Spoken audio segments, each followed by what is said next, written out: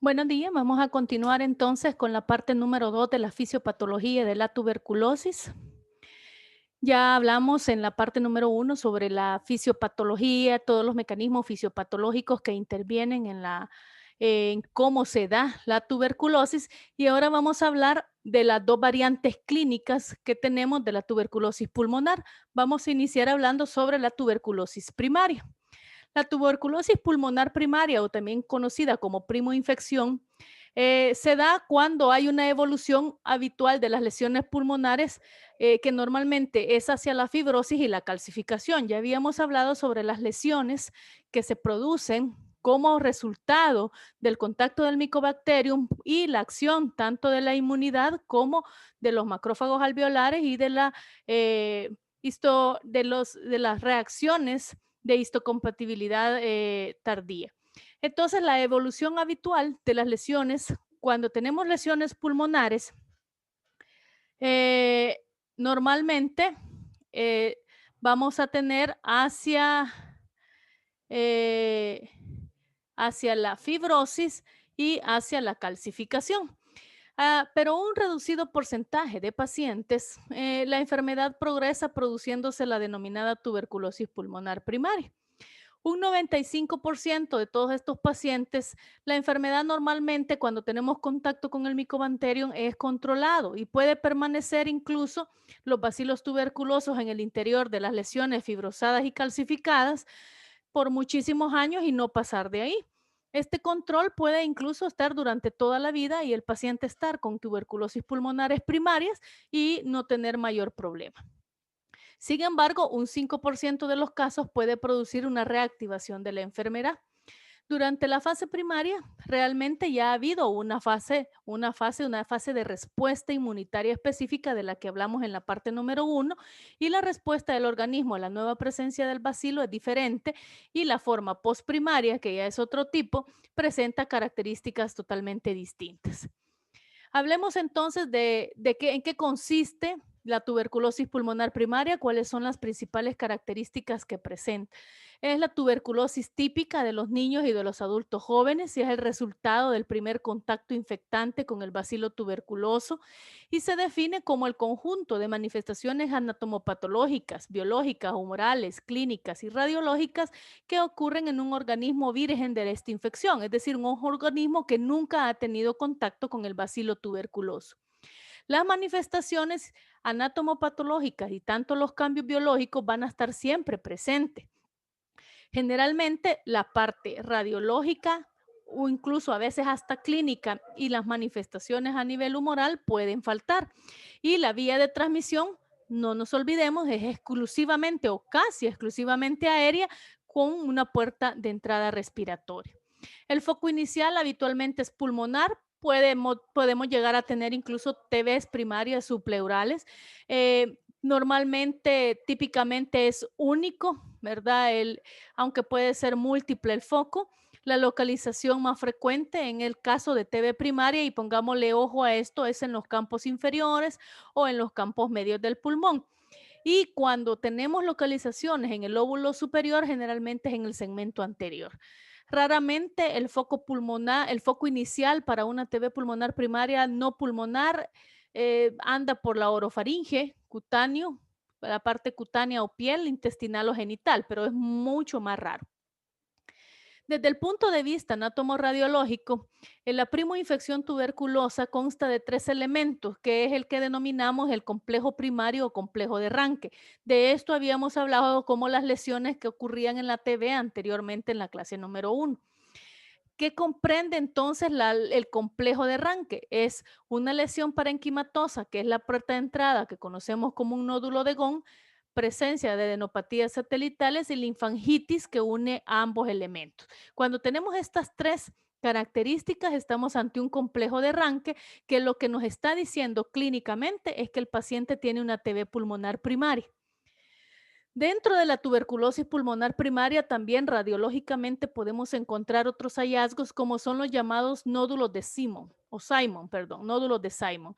Los nódulos de Simon son formaciones nodulares apicales bilaterales y simétricas que aparecen en periodos inmediatos a la primoinfección y que suelen producirse por siembras vía hematógena del complejo primario o complejo de Ranke, ¿verdad? Entonces, cuando hay el complejo de Ranke, puede agarrar vía hematógena otras siembras del Mycobacterium y volvernos unas formaciones nodulares como este tipo, a las que les vamos a llamar nódulos de Simon. Dentro de la tuberculosis, de entre Dentro de la tuberculosis pulmonar primaria, tenemos también que el curso que adopte la primoinfección, podemos, por ejemplo, tenerlo desde que agarra el Mycobacterium, desde que el Mycobacterium tiene contacto, hasta los factores mismos locales que pueda tener el estado inmunitario del huésped y la magnitud del inóculo.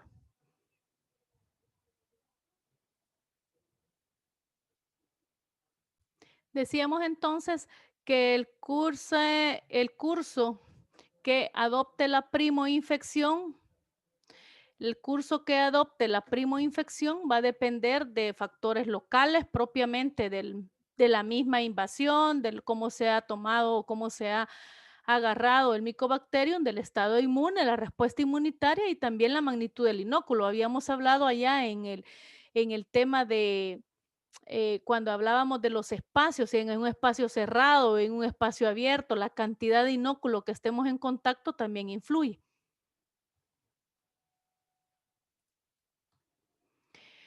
El 95% entonces de los infectados aparentemente suelen curarse, aunque pueden permanecer bacilos durante las lesiones durante toda la vida. La curación puede darse por 4 procesos, ya sea por involución, por fibrosis, por capsulación o por calcificación. Y un 5% restante, aquellos pacientes que han estado en grandes contactos con inóculos o en niños muy pequeños o en pacientes inmunodeprimidos, van a desarrollar entonces ya la enfermedad tuberculosa, siguen el curso de una primoinfección que no pudo ser controlada por el sistema inmunitario celular. Eh, y el periodo de incubación más o menos de la primoinfección es de 2 a 10 semanas. La mayor parte de los casos normalmente es asintomática, no presentan síntomas los pacientes. ¿Y cómo podemos saber entonces si alguna vez nos ha dado TB? Es decir, si hemos tenido contacto con un Mycobacterium tuberculosis y hemos desarrollado una TB primaria, aunque no lo hayamos desarrollado síntomas. La única manera de saber es a través de la prueba de tuberculina. Cuando la prima infección es latente, entonces a lo mejor podemos tener algunas manifestaciones clínicas y radiológicas, pero si los síntomas suelen ser inespecíficos. El más frecuente suele ser la fiebre, que incluso puede llegar a alcanzar 39 grados centígrados, acompañarse de dolor torácico, malestar general o a veces dolor tipo pleurítico, que podríamos incluso hasta pensar en una TB pleural, y la tos normalmente no suele aparecer en una TB primaria, ¿verdad? Sobre todo en las fases iniciales. Y a veces pueden presentarse disneas leves y dolores articulares, pero sabemos que todos estos síntomas son inespecíficos y pueden ser también compatibles con otro tipo de patologías. Aquí tenemos una placa en la cual tenemos adenopatías a nivel del hilio pulmonar derecho, que es una manifestación de la TB primaria y que dentro de este tipo de patologías, cuando tenemos estas placas, debemos de hacer otros diagnósticos diferenciales y muy bien el diagnóstico, en este caso, por ejemplo, con un linfoma o un CA pulmonar que suelen dar también adenopatías a nivel del hilio pulmonar. Los síndromes asociados a tuberculosis pulmonar primaria es cuando hay una afectación o cuando las adenopatías que comprenden parte del complejo de Ranke van a dar una obstrucción bronquial y comprimen extrínsecamente el bronquio y secundariamente pueden provocar una telectasia. A esto le vamos a llamar epituberculosis. El lóbulo medio, por la disposición anatómica de los vasos linfáticos alrededor del bronquio, normalmente suele ser más sensible a que ocurran estas atelectasias por obstrucción bronquial del complejo de Ranke, y a esto le vamos a llamar síndromes también del lóbulo medio. A veces esta obstrucción no desaparece en tan poco tiempo y puede llegar incluso a dar inflamaciones del parénquima y producir otros cuadros asociados como bronquiectasias. Otro cuadro asociado en estas primos infecciones es podemos presentar bronconeumonías tuberculosas, que es una forma especial de TB pulmonar primaria y que suele aparecer en los lóbulos inferiores. También le llaman en alguna otra patología tuberculosis del lóbulo inferior. Su etiología es secundaria a la apertura de una adenopatía o un bronquio principal y el drenaje del contenido gaseoso que teníamos en la lesión inicial se va hacia el bronquio. Entonces nos va a generar un proceso inflamatorio e infeccioso dándonos una bronconeumonía tuberculosa. Aquí generalmente se afectan casi solo los lóbulos inferiores y la sintomatología es prácticamente casi indistinguible de una neumonía bacteriana. Las complicaciones que nosotros vamos a presentar de una TB primaria es la diseminación precoz. En niños menores de 2 años, el 10% puede llegar a desarrollar meningitis tuberculosa o TB miliar y la mortalidad es elevada en niños menores de 4 años cuando esto ocurre. Las complicaciones precoces que podemos ver como la epituberculosis, bronquiectasias o estenosis bronquiales que suelen estar asociadas al complejo de Ranke. Y tuberculosis secundaria, vamos a hablar ahora de la TB secundaria o también llamada postprimaria. A esta postprimaria o de reinfección o secundaria también se le llama reactivación de la tuberculosis. Ya esta tuberculosis ocurre anatómicamente más que todo en los lóbulos superiores y es secundaria a la reactivación de los bacilos que permanecían inactivos en las lesiones fibróticas de la TB primaria. Eh, por ejemplo, predilección por los lóbulos superiores, ausencia de las linfadenopatías, propensión a la excavación, afectación endobronquial, etcétera. Entonces, hablábamos entonces sobre la llamada TB postprimaria o secundaria. Decíamos que se considera secundaria la reactivación de los bacilos que permanecían inactivos en lesiones fibróticas. Acordémonos que ahí estaban, ¿verdad? Inactivos, pero que estaban dentro de alguna lesión, normalmente fibrosada o calcificada, pero que por alguna razón se vuelven a reactivar y que ya no se quedan en los lóbulos medios o inferiores, sino que se van para los lóbulos superiores. Tenemos en esta como característica clínica la ausencia de linfadenopatías, la propensión a la excavación y la afectación endobronquial.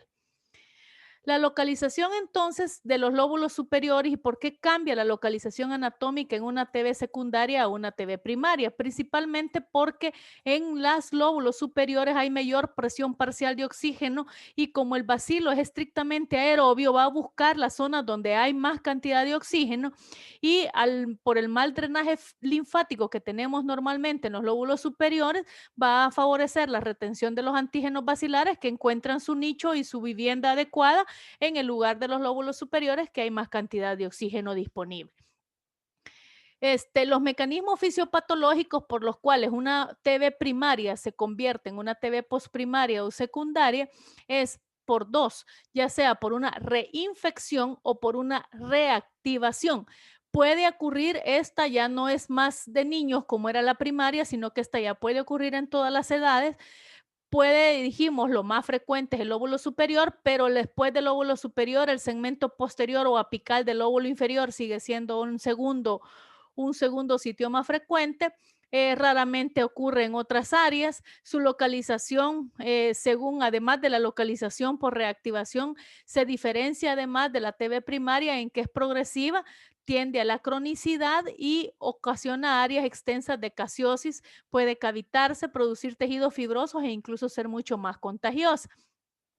¿Qué significa estos términos de reinfección y reactivación? Reinfección nos referimos a aquel término en el cual el paciente que ya tuvo una TB primaria nuevamente entra en contacto con otra paciente que ya tiene TB, es decir, que se vuelve a reinfectar, vuelve nuevamente a adquirir el micobacterio y entonces esto hace que desarrolle, como ya tiene una TB primaria, desarrolle una TB ya en forma secundaria. Y la otra, que es la más frecuente, es una reactivación. ¿Qué significa la reactivación? Que el paciente tenía ahí tranquilamente sus micobacterios y los han dado cargando por a saber cuánto tiempo, pero de repente viene un estado de inmunodepresión del paciente y automáticamente puede reactivar los bacterios o los bacilos que ya teníamos en las lesiones fibrosadas. El mecanismo entonces más frecuente es la reactivación de un foco latente que deja de ser controlado por nuestra propia inmunidad celular. La inmunidad celular se deteriora y entonces damos paso a que esto vuelva a tener como más cancha a nivel pulmonar. La TB por reinfección suele tener una extensa gama de cuadros clínicos, desde una forma aguda que incluso puede simular hasta una neumonía, hasta formas crónicas o incluso subclínicas que incluso pueden llegar a evolucionar o a tener diagnósticos diferenciales errados como bronquitis crónicas o EPOC. ¿Cuál es la evolución de la enfermedad? Bueno, vayamos viendo aquí cómo llegamos de un punto a otro. Tenemos primero el contacto del bacilo tuberculoso, eso nos va a volver una primoinfección. Puede ser que el contacto que hayas tenido haya sido muy poco y no desarrolles ni siquiera una primoinfección, como lo tenemos en este caso, ¿verdad? Pero si acaso sí la desarrollas, vas a desarrollar una primoinfección. ¿Y cómo voy a saber yo que tengo una primoinfección? Si crees que tuviste en contacto con alguien y desarrollaste una primoinfección, decíamos que la única manera de saberlo es haciéndose la prueba de tuberculina, que va a resultar positiva hasta, hasta 3 semanas después de haber hecho el contacto. Después podemos tener dos caminos. Bueno, tenemos la primoinfección y es posible que tengamos una limitación de la curación espontánea, es decir, que el 95% de los pacientes curan espontáneamente, ni cuenta te diste que tuviste primoinfección, pero puedes tener ahí latentemente, ¿verdad? Probablemente, y la TB primaria progresiva, que es un 5%. ¿Qué va a ocurrir entonces? Si el 95% va a tener una latencia definitiva. Ahí va a andar el Mycobacterium y no pasa nada. Tampoco se va a volver contagioso. Es como que fueras un asintomático, pero serológicamente positivo, pero asintomático y no eres capaz de pasarlo. Y una TB con reactivación endógena, que es un 5%, es decir, un 5% va a pasar lo que habíamos dicho, bajaron las defensas, bajaron a nivel inmunológico, cambia tu inmunidad y de repente un 5%, estos que supuestamente estabas curado, te reactivas la tuberculosis y entonces te va a desarrollar una enfermedad. Al contrario, los otros, que eran el 5%, que no quedaban en curación, sino que ya desarrollaban progresivamente más síntomas, ya el progreso de esta TB va a pasar a una TB secundaria o una enfermedad por una reinfección normalmente exógena, que también podemos tener otra vez contacto con grandes cantidades de bacilos y nos volvemos con reinfección. Aquí tenemos las dos vías principales, la reactivación o la reinfección. Una vez tengamos la enfermedad, ¿a qué me refiero la enfermedad? Me refiero a la TB secundaria. La TB secundaria puede llevarnos a varios caminos. Podemos curarnos, poder cronificarse la enfermedad o puede morirse, ¿verdad? La persona. Normalmente la curación incluso a estos niveles pueden ser curaciones espontáneas o curaciones terapéuticas con los esquemas nacionales que ya conocemos, que para esto es donde viene todo el esquema y todo el aparataje de salud pública y todos los lineamientos y todo lo que se tiene con el tema de tuberculosis pulmonar en el Ministerio de Salud para que llevemos a este punto la enfermedad y evitemos su cronificación o, por supuesto, la muerte. Entonces, la historia natural de la enfermedad, ¿cómo va? Bueno, tenemos el contacto con un tuberculoso bacilífero, inhalamos los bacilos, producimos una inflamación pulmonar inespecífica. Luego, esta inflamación pulmonar hace que se reproduzca una fagocitosis por bacilos por macrófagos. Transportamos, ¿verdad? Estos bacilos a ganglios iliares. Ya aquí desarrollamos toda la inmunidad de la que ya hablamos. Y luego nos encontramos con bacteriemias que nos vuelven siembras orgánicas postprimarias para que desarrollen la enfermedad. Durante la invasión tisular, los bacilos tuberculosos pueden ser vehiculizados al torrente sanguíneo, se puede producir una bacilemia donde los microorganismos incluso pueden tener acceso, tomar asiento en todos los órganos. Esto puede ocurrir en la primaria, ¿verdad? En donde podemos tener un paso a través de los ganglios linfáticos, ya habíamos hablado de esto, y podemos incluso llegar a algún órgano, desarrollar una enfermedad en esta primera fase, y luego posteriormente un periodo de reactivación que sería la segunda fase o TB postprimaria. ¿Cuál es el cuadro clínico de una TB postprimaria o por reactivación o secundaria? Las personas con TB pueden tener distintos síntomas, ¿verdad? Y va a depender del sitio de afectación y el sitio de diseminación del micobacterio. ¿Cuáles son los síntomas más comunes? La fiebre, la sudoración nocturna o diaforesis nocturna, la pérdida de peso, el cansancio y la tos. Fíjense que aquí en la TB postprimaria o secundaria ya aparece el tema de tos. Ya aparece una tos que normalmente lleva grandes cantidades de expectoración prolongada, a los que nosotros en salud pública y todo paciente que a ustedes le llegue con una tos con expectoración, lo van a catalogar como sintomático respiratorio si cumple con las siguientes condiciones.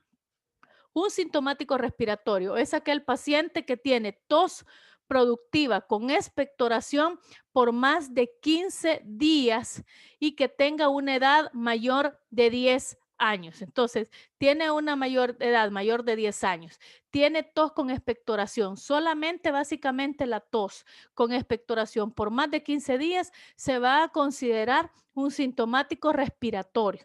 Y este sintomático respiratorio, según el ministerio, se vuelve un paciente sospechoso de TB y lo debemos de darle todo el seguimiento como un sospechoso de TB y cuando es sintomático respiratorio no se les olvide, no dejemos escapar.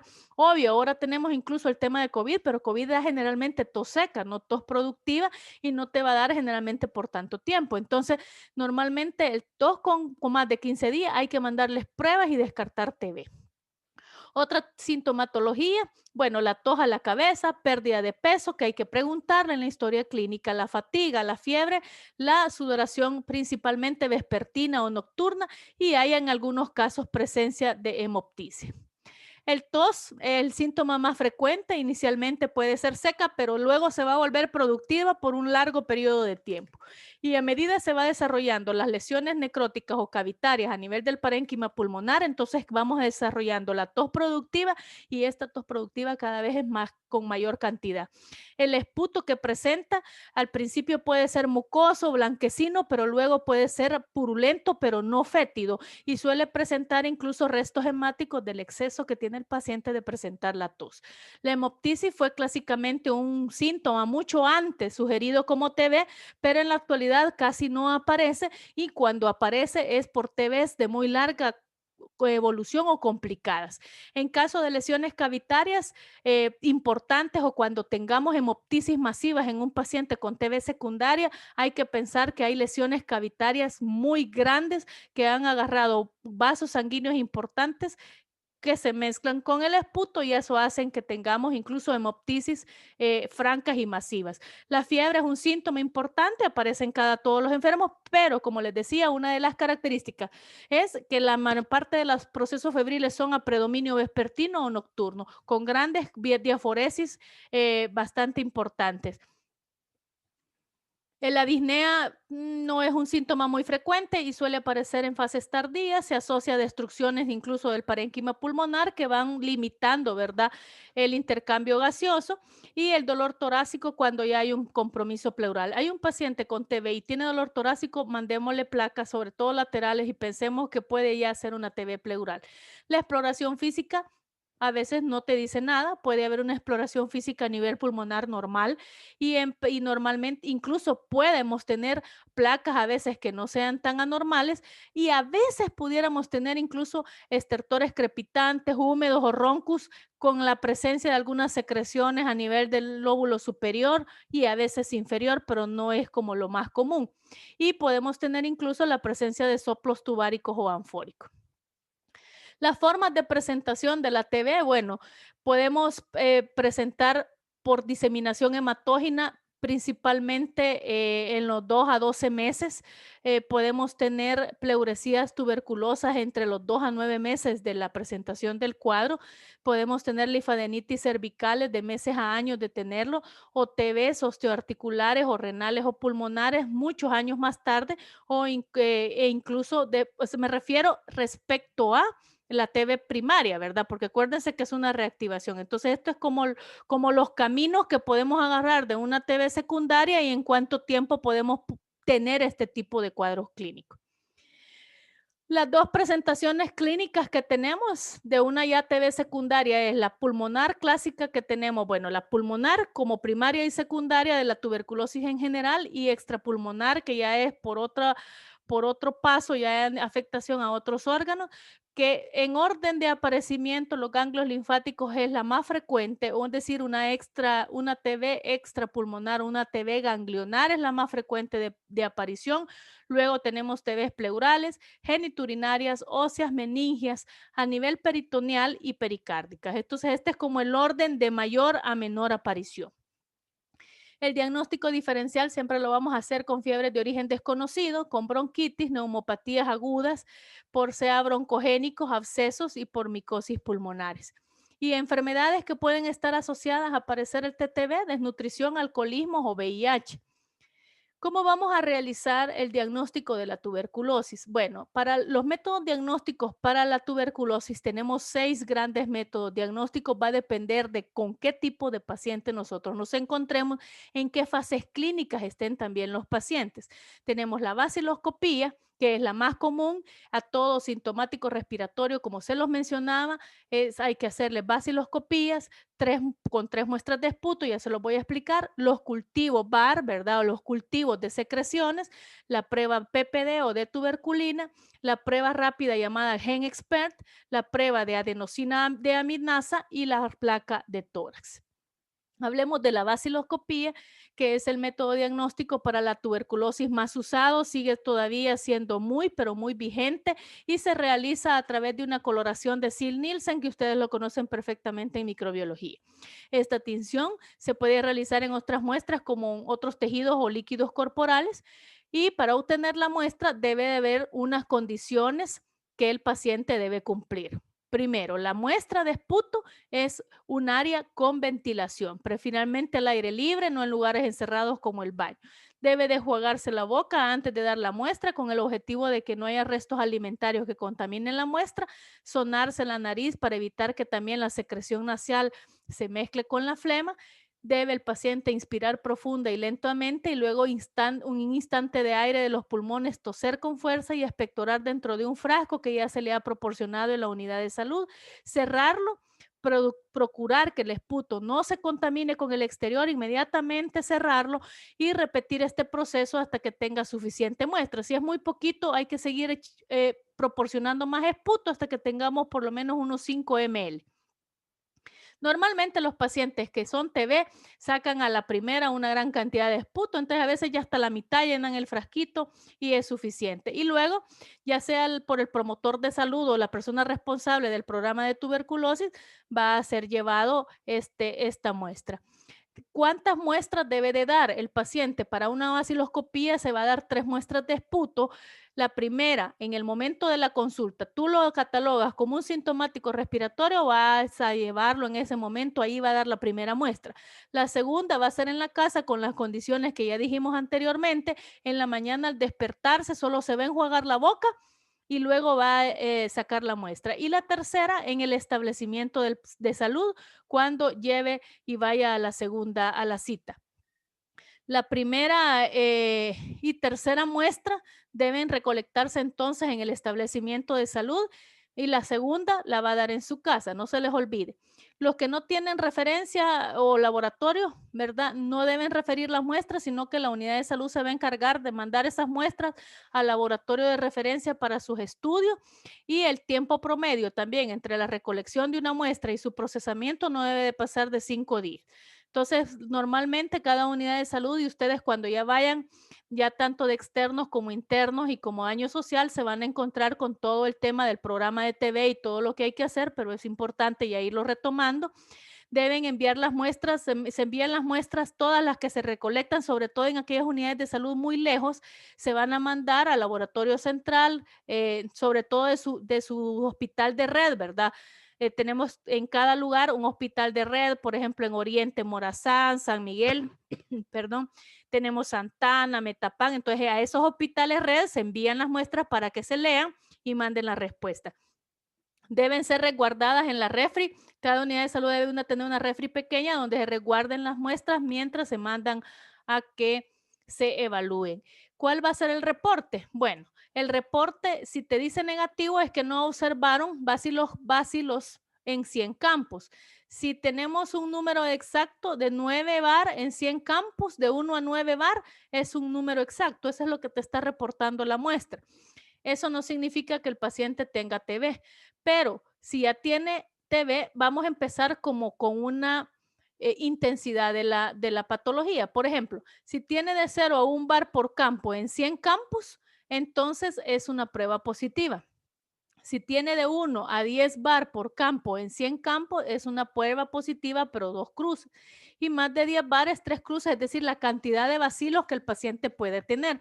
Incluso de 1 a 9 bar en 100 campos ya pudiera considerarse, y quizás lo que se haría en ese caso, era mejor quizás nuevamente mandar otra muestra. Los procedimientos desarrollados, el otro es el cultivo. Bueno, no te funcionó la vaciloscopía, te salió negativo, pero tú sigues pensando en que el paciente sí puede tener TB. Entonces, lo que tienes que hacer es mandar un cultivo VAR. El cultivo MAR se hace a través de un método que se llama método de Petrov, o con medios de cultivo Longstein, o método CUDO con métodos de cultivo GAWA. Se deben indicar el cultivo para diagnóstico en aquellos en los cuales tú tienes 3 vaciloscopías negativas. Te salió la vaciloscopía, pero clínicamente tú sospechas que tiene TB. Entonces, mandarle el cultivo, porque a veces en la vaciloscopía no sale, pero en el cultivo sí. También TB infantil, hay que mandarle de una vez cultivo. Normalmente el niño no es pectora, entonces no vas a sacar una buena vaciloscopía, entonces de una vez hay que mandarle cultivo. Y tuberculosis extrapulmonares, también cultivo VAR. También las personas con VIH o en vaciloscopía con 1 a 9 en 100 campos, lo que te decía, mejor en vez de que le mandes la vaciloscopía otra vez, mandale de una vez cultivo y ya te ahorras, ¿verdad? Un montón de camino. Pacientes con enfermedades o comorbilidades como enfermedad renal, diabetes, cáncer o trasplantes, que tengan, además de la comorbilidad, una TB presuntiva o, por ejemplo, leucemias, entonces mándenle el cultivo mejor. Y también en otros pacientes inmunodeprimidos. El otro es la prueba de tuberculina, ¿verdad? La prueba de tuberculina la ocupábamos para saber si te habíamos tenido contacto con el Mycobacterium, y era clásica de la TB primaria. Y la prueba de la tuberculina no es más que la aplicación intradérmica de 0.1 ml de derivado proteínico purificado, que se llama PPD, y que se aplica en la región antero-externa del antebrazo, en la unión del tercio medio con el superior. El resultado lo vas a meter, ¿verdad? De una forma intradérmica, ¿verdad? Subcutánea, y eso te va a generar una lesión dérmica que vas a leer a las 72 horas posteriores a la aplicación. La lectura se va a obtener a través de la observación, la palpación y la medición de la lesión, la induración cutánea que se te va a producir por esta aplicación intradérmica, ¿verdad? Está indicada en todas las personas que presenten probabilidad de infección. Es una herramienta también diagnóstica cuando sospechas de una TB primaria. Aquí tenés el PPD que ya viene establecido, lo haces con una jeringa de insulina, ¿verdad? Miren, esta es una jeringa de insulina, solo le vas a poner 0.1 ml, es una tontez para que tengas exacto. Ahí, por eso con la jeringa de insulina le vas a poner intradérmicamente la, el PPD, y esto te va a generar una pápula, ¿verdad? Que va a crecer en las 72 horas, y eso es lo que vas a ir a leer. ¿A quiénes se las vas a realizar? Niños, contactos con pacientes TB pulmonar, personas con VIH, personal de salud de nuevo ingreso en contacto con pacientes con TB, o poblaciones con estudios epidemiológicos especiales para ver la prevalencia de la infección. ¿Cómo lo leemos? Bueno, la persona que lo vaya a leer solo va a leer la induración. No hay, puede haber una zona de enrojecimiento alrededor de donde te pusieron la inyección, pero eso no se lee, solamente la parte dura. Y ahí sí vas a ocupar una reglita pequeña, ¿verdad? Yo aquí tengo una, y entonces vas a ocupar una reglita, y con la reglita vas a medir exactamente la medición de la induración. Miren, aquí tiene eritematoso alrededor, pero la induración solamente es esto, y esto es lo que vas a medir. ¿verdad? Incorrectamente, si lo midieras todo, no, solamente vas a medir exactamente la parte indural. ¿Cuáles son las fallas? ¿Por qué nos dan falsos? La aplicación de la tuberculina, la dosis inapropiada, no le pusiste la cantidad apropiada de PPD o contaminaste la muestra o exposición del PPD a la luz y al calor o absorbemos el antígeno a las paredes del frasco, mala técnica, que es lo más común, y no respetamos la fecha porque hay que leer cuánto se vence el PPD y si no, ya no funciona. La lectura de la prueba de tuberculina va a depender, vaya, de la induración. Si tiene más o mayor o igual de 5 milímetros, entonces por eso es que aquí tiene que estar, miren, bien chiquitita y bien medida la regla. ¿Qué significa? Que en niños en contacto casero con adultos, TB activos o TB antiguos, niños con evidencia clínica o en niños inmunosuprimidos, incluidos VIH positivo. Es decir, aquellos contactos, por ejemplo, el papá o la mamá tiene TB y lo tienen niños, deberíamos tomarle la prueba de tuberculina a ver si no hizo una primoinfección. Una induración mayor de 10 es cuando hay niños o adolescentes en riesgo de una enfermedad ya sistémica en menores de 5 años con condiciones como linfoma, diabetes y todo esto, o niños y adolescentes, ¿verdad? Contactos con TB y beca positiva, podemos tener induraciones de este tipo y que ellos estén en estos riesgos o en estos estados. La otra prueba es la Expert Gen, que es una prueba molecular rápida que se realiza con una técnica PCR que se llama reacción a la polimerasa y se hace siempre a partir de una muestra de esputo en tiempo real. El resultado es rápido en 2 horas y tiene una excelente concordancia y una excelente fiabilidad. Es lo que se llamamos una prueba molecular rápida para TB, ¿verdad? Se da resultados en 2 horas. Es un método automatizado diagnóstico específico, ¿verdad? En lo que se mira el ácido nucleico del Mycobacterium tuberculosis y entonces da muy buenos resultados. Las muestras pueden ser esputo espontáneo, inducido por aspirado gástrico o por fibrobroncoscopía, pero ¿a quién se le va a hacer esta prueba? No se le hace a todos o a cualquiera. Principalmente en pacientes VIH más TB pulmonar o aquellos pacientes que ya han tenido tratamiento para TB y hacen farmacoresistencia, pacientes con retratamiento, privados de libertad con sospecha de TB pulmonar, sintomáticos respiratorios con comorbilidades como diabetes, inmunodeprimidos, trabajadores de salud, poblaciones infantiles con TB presuntivas que no te salen los otros métodos diagnósticos y sospechas de TB extrapulmonar. ¿Cuáles son los resultados de una prueba Expert Gen? Si es positivo, te va a dar que tiene un Mycobacterium tuberculoso disensible a la rifampicina, con resistencia a la rifampicina o detectado con resistencia a rifampicina indeterminada. Y negativo solo te va a poner Mycobacterium TB no detectado. Es decir, aquí todavía te está diciendo a qué puede ser resistente o no el micobacterio. Hablemos entonces del manejo terapéutico, ¿verdad? Que son los objetivos del tratamiento contra una TB. No me voy a extender demasiado porque entiendo que ustedes llevan la materia de farmacología donde van a ver con amplitud este tema. Bueno, lo que nosotros pretendemos es curar al paciente, disminuir la morbimortalidad, evitar recaídas, disminuir la transmisión de la enfermedad a otras personas, evitar la farmacoresistencia, vigilar la adherencia al tratamiento y las reacciones adversas que el tratamiento incluso puede tener. Recordemos que para el abordaje terapéutico de la tuberculosis hay 4 categorías de manejo. La primera es cuando tenemos casos nuevos, ya sea pulmonar o extrapulmonar, casos nuevos más VIH o TB extrapulmonar y en aquellos privados de libertad con TB. La categoría ya 2 son aquellos TB pulmonar y extrapulmonar que ya recibieron un tratamiento previo pero que han sido resistentes, tanto VIH como privados de libertad también.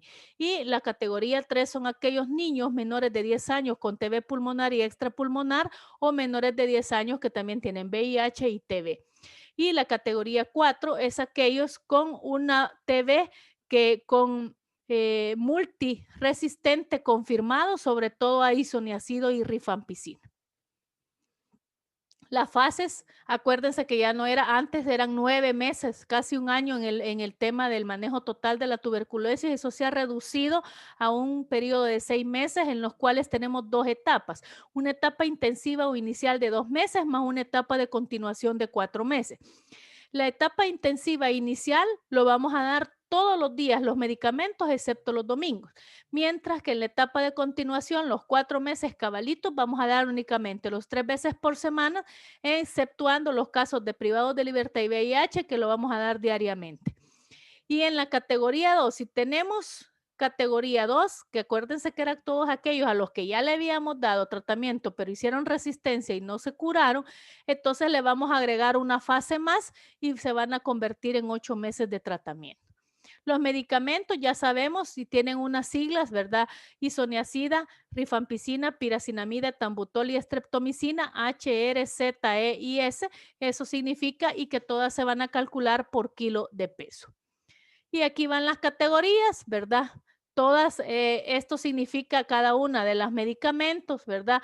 2 veces, 4 veces y según la categoría, en este caso 2 es, significaría los 2 primeros meses y 4 significa los 4 veces.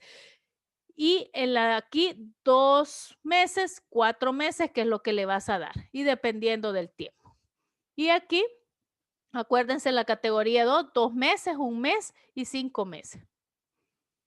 Y tenemos un tratamiento TB MDR, se llama, es un tratamiento fuera de lo que normalmente tenemos cuando hay multiresistencia. Tenemos un estandarizado y un individualizado, pero miren la cantidad de tiempo en los cuales los pacientes tienen que estar tomando esta antibiótico terapia con la evidencia de que va a tener muy probablemente efectos adversos y colaterales e incluso enfermedades crónicas asociadas al tratamiento tan largo.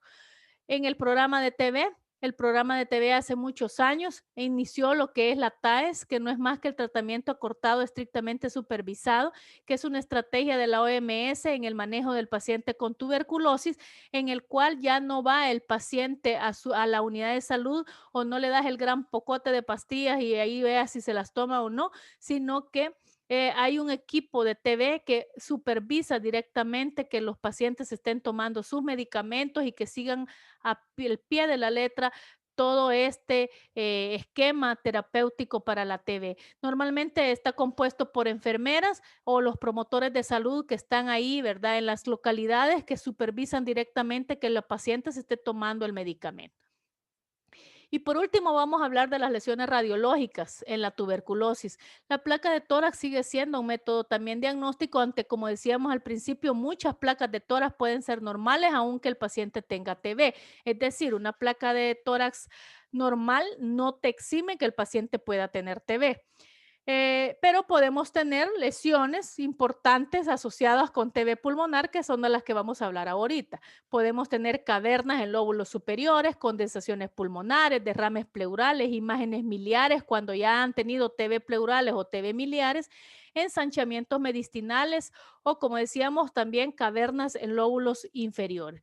Las consolidaciones en caso de TB primaria, se manifiesta típicamente como una consolidación parenquimatosa unifocal. La multilobar es menos frecuente, es solo en un 25% de los pacientes y en alguna ocasión muy escaso puede afectar la totalidad del óvulo. Este compromiso es el resultado de una combinación entre la consolidación del parénquima, que implica la invasión directa de los bacilos, más una telectasia, porque probablemente hay una obstrucción bronquial de la que hablamos anteriormente. Aquí tenemos una placa de tórax donde revela una consolidación, mira, parenquimatosa unifocal y algunas adenopatías que casi no se ven por aquí, ¿verdad? Están las adenopatías, ¿verdad? Y aquí también, miren, posiblemente iliares, ¿verdad? A nivel medial, compatibles con TB. La cavitación también es otra lesión que la podemos evidenciar a nivel radiológico y que es una manifestación rara de la TB, pero más en lactantes o niños que viven más en comunidades expuestas a TB. Ha sido en 7 al 30% en adultos, es más en niños, ¿verdad? Y las cavitaciones, ¿verdad? Ponen de manifiesto un contorno ligero, hay que hacer un diagnóstico diferencial de abscesos, ¿verdad? Sobre todo, pero tenemos lesiones importantes como cavitaciones, ¿verdad? Que esta es una manifestación más rara en las primarias, se ve más en las secundarias, pero podemos tener estas. Las calcificaciones son aquellos procesos de lesiones pulmonares y ganglios linfáticos que puede ocurrir en el 30% de pacientes que presenten una TB primaria. Generalmente el 70% del resto de pacientes lo pueden resolver sin ninguna secuela que nos evidencie radiológicamente que lo ha tenido. Y la lesión de calcificación más evidente es la lesión de Gone, que no es más que una cicatriz parenquimatosa que puede estar la mayor parte de veces calcificada y que puede incluso ocurrir. ¿Verdad? Aquí tenemos estas lesiones como calcificación, son bien distintas a las que hemos visto, pero no ocurre en la mayoría de pacientes. Y aquí tenemos, miren, una TB primaria y miren dónde es, lóbulo medio, prácticamente es en el lóbulo medio, si fuera secundaria encontraríamos más en zona superior. Aquí tenemos otras cavitaciones, miren en estas zonas, ¿verdad? Ya por aquí tenemos unas, pero casi no se visualizan, pero sí hay un montón de infiltrados inflamatorios, aquí hay. Y esto es todo lo que les traíamos en este día respecto a tuberculosis. Que tengan una buena fin de semana y nos vemos en los parciales la próxima semana.